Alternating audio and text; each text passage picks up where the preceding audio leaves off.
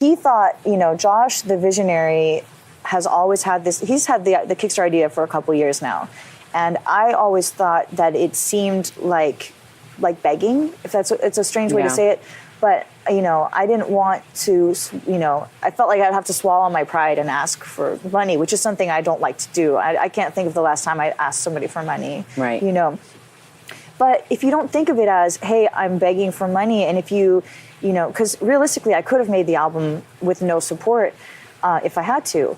But if you say, rather than like, I need this and I can't function, I can't do it without it, if you say, hey, you know what, I'm doing this and I want you guys to be a part of it. I'm taking it to the fans, making this album for you, and I'm going to come up with some amazing perks along the way. So it gives you guys access to something that you wouldn't normally have. Right. It gives me a little cushion to say, okay, I can afford to do this, and still pay my bills.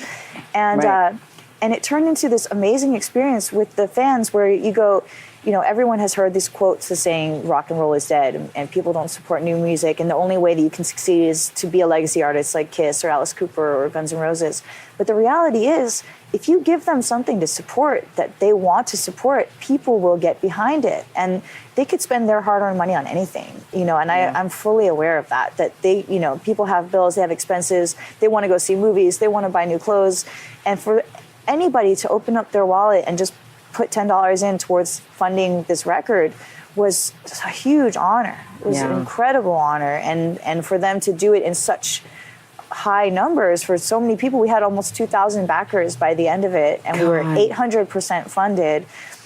And, that really goes to show you, if you work hard and you show people that you're willing to work and you give them something that they want to believe in, they will support you. Yeah. And that's, I don't even like saying fans. I always try to avoid using the word fans, but we're like a family. We're like a community, and we stick together. And they know I'll donate to their Kickstarters too. Right. A lot of the time, if I see something, someone has a sick pet or wants to go run a marathon or something, I'm like, let me get in on this. We've been so blessed. How can we not return that? Right. Support each other for sure. And now I'm going to get all these people. But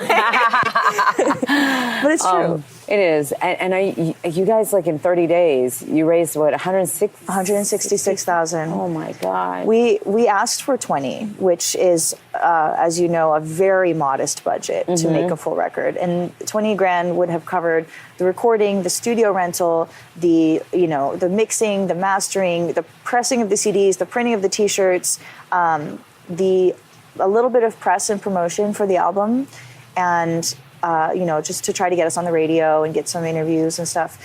And then hopefully, if we had enough left over, would cover the beginnings of a little tour.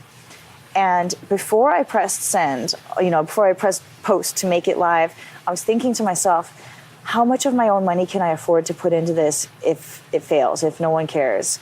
I guess my number that I had in my head was $5,000. I was like, if people really don't care, I guess I can just buy one of my own, because Kickstarter is all or nothing. Yeah. So I guess I can just buy one of my own things and put my own money in, so maybe we can get to the finish line and get this thing going. So I pressed live. I posted about it on my social medias, and then Josh and I went to the gym. We were already in New Orleans for Mania, so we went to the gym where he's from, near New Orleans. And we broke the $20,000 goal before we left the gym. Oh my God. Before we left the gym, I ran through the gym in the tiny town in Louisiana where he's from, like a maniac, Lilian, waving my phone. And this is like the gym where all of his, his high school and college friends work out. I'm like, oh my God. Like, Rocky, we did it. Yo, Adrian. And he was like, what crazy person? And then he saw it and he's like, oh my God. It was just absolutely mind-blowing. And from that, it just kept climbing. We doubled it by that evening, and we doubled it by the next day, and we tripled it in 48 hours. And by that point, we go, okay, people care. Yeah. They showed us, we asked, do you care? And they said, we care.